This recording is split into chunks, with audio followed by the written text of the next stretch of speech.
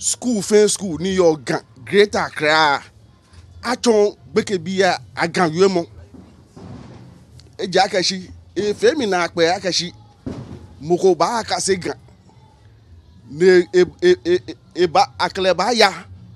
manse ni e chon noko klo ye jeme ne te gan school e akase gan ne ba chon gama bia ni na jiole ka shi ogan na kele ya iko klo e na kele ya mini jono ya chon me eje no mi pamra lo e fai abomode na ta ogan teachers gan teacher foi ko na me chon wo bi e chon lo ya na me chon wo bi e agan yemo bo na fe ni gan yemo e machi